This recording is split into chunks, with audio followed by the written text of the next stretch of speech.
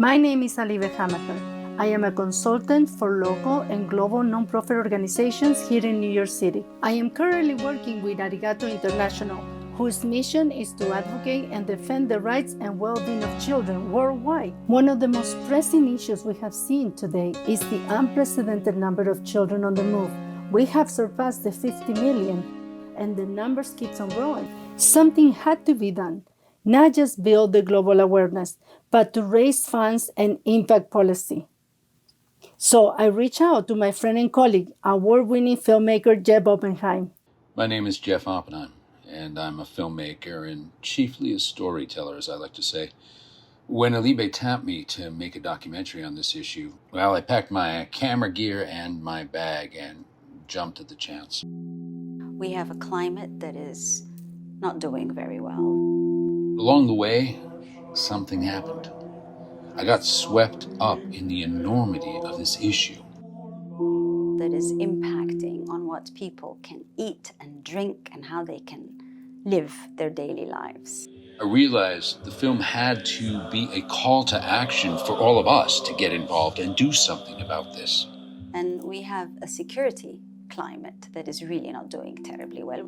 Think about it, 50 million children and growing.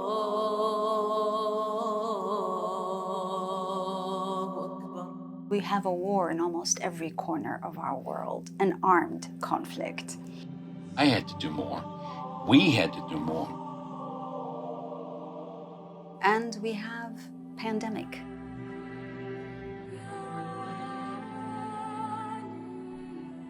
It's not a very stable time.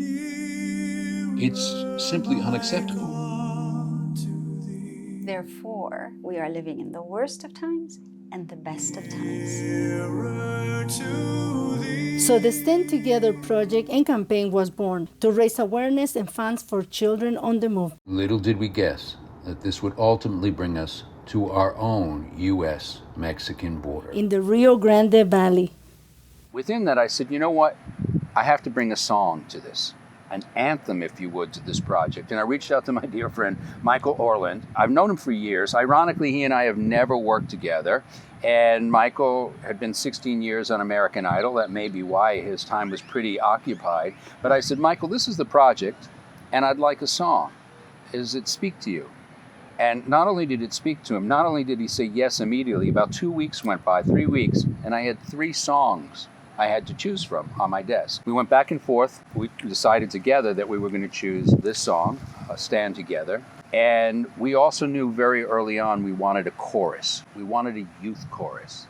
But because Arigatou International relies on and works with all interfaith groups, we couldn't choose a choir that would be affiliated to only one religion. We wanted the youth choir to stand for something and mean something. Fast forward, we got to meet the folks here at the school, and talking to the dean of the Fine Arts School, I said, what's your background? How did you come to fine arts? We have this meeting, we start just talking about the work that we're doing, and I get asked about the university and talking about the university, and I think our 3 passions where we were getting very excited about what we were talking about. And then it came up about, Jeff asked me, so what's your area, right? Because, you know, you have deans and we do administrative stuff, but we also have like who we are in real life, right? In real life, I'm just a guy who likes to sing and be in choirs, right? So I said, yeah, I'm a choir guy. Really? Jeff was like, well, we're working on this project where we want to record this song. Do you think your choir is going to be a part of it? I had no idea what to expect, to be honest with you. I had choirs, we have a film program, we have a great film program. Our students are, talk about passionate.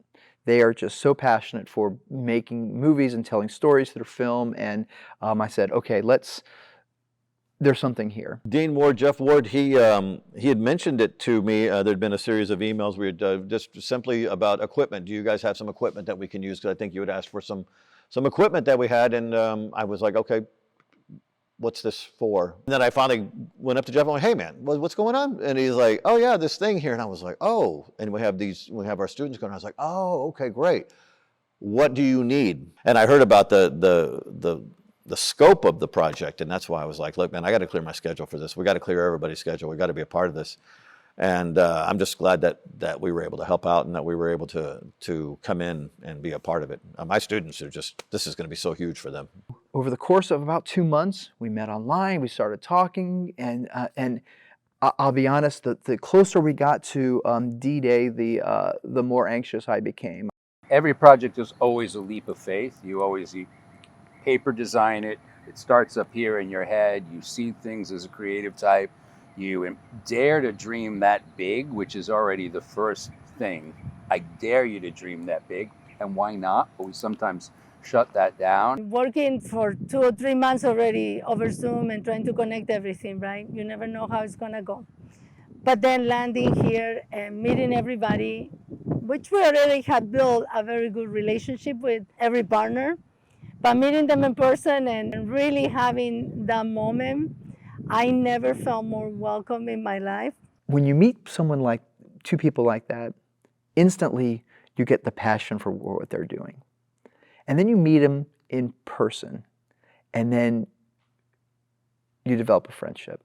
Having the first day with the film students, wow, this is already happening. And then having the moment with the choir where everything came together. The film students in each corner setting up, the choir coming all dressed up in black as we requested. And these were college students, about 80 college students and around 12 high school students. And they didn't know each other, but they synced right into it, right? And it felt like they've been working together forever. And then having Michael Orland on the Zoom talking to them, and Miklos Malek from the music engineer, calling from Dubai and engaging the kids and choir professor. Absolutely love it. Thank you so much. I just want to check the file real quick to make sure that what we recorded is all good, but I think we have everything we needed. To have the choir in front of us and to see them all turning it out and turning it up, and then to see the smiles on Michael's face and Malik's face, it just, Miklos's face, they were just radiant because they too, you saw, were caught up in this energy that this is beyond what we expected. This is amazing. Yeah. And then also to be integrated with the film team.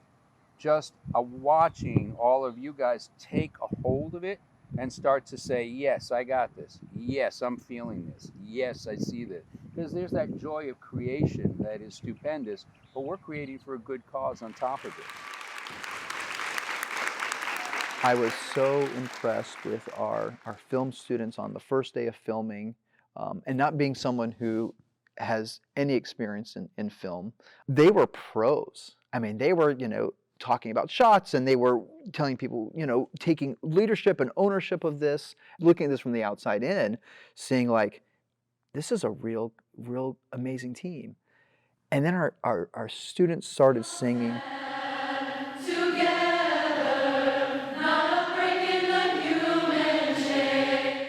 It was an amazing sound. We all stand together. We all stand together. I could not have been more proud of them. We all stand together. We all stand together.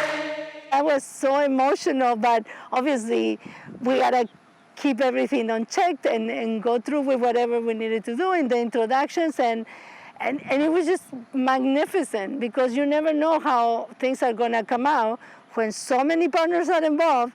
Things are late. It's like a wedding, right? There's always something wrong with the wedding, but this came out so beautifully. Looking back on this experience of filming and seeing our students rise to the occasion, a couple of things that I've reflected on. One is that what I've appreciated most about Jeff and Alibe, they remind me of myself in that, first and foremost, they're teachers.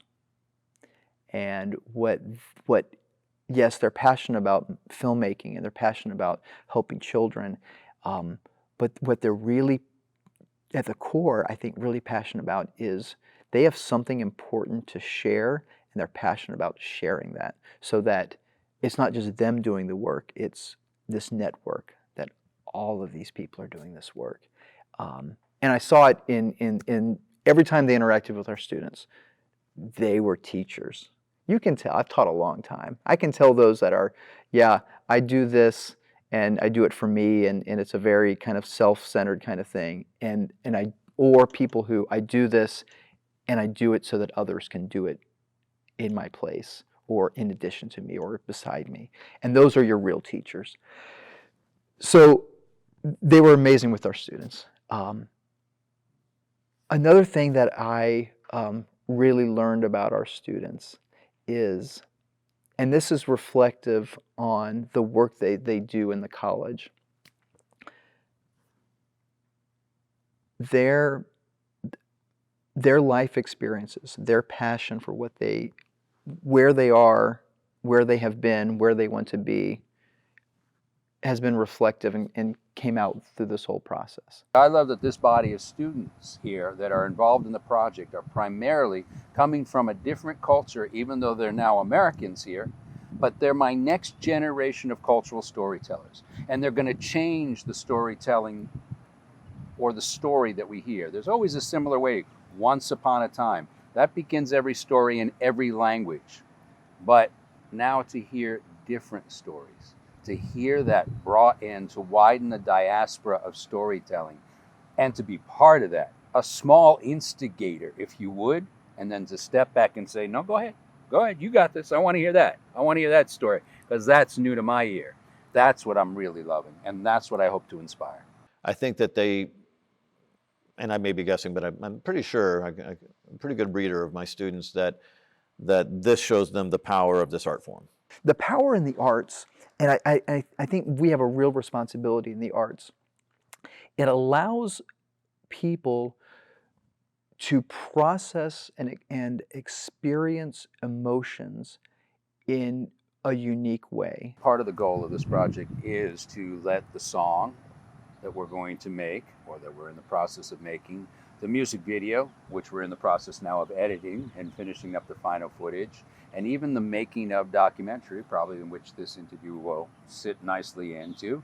All of those will go to not only raise awareness for this cause, for this issue at large, but those funds, as Alibe said, each of these will raise money. The funds are coming to Arigatou, but Arigatou, because we have such a knowledge and network about these grassroots organizations working very hard, protecting children at all levels.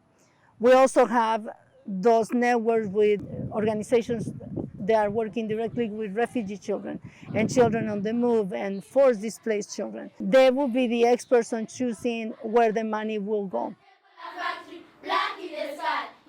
Media can lift that awareness, and now we can partner with an organization like Arigatou here. They can coordinate those funds and make sure they get not to administrative costs or things like that, but get on the ground to these grassroots organizations that they work with, that they work alongside, and they know those monies are going to be spent right.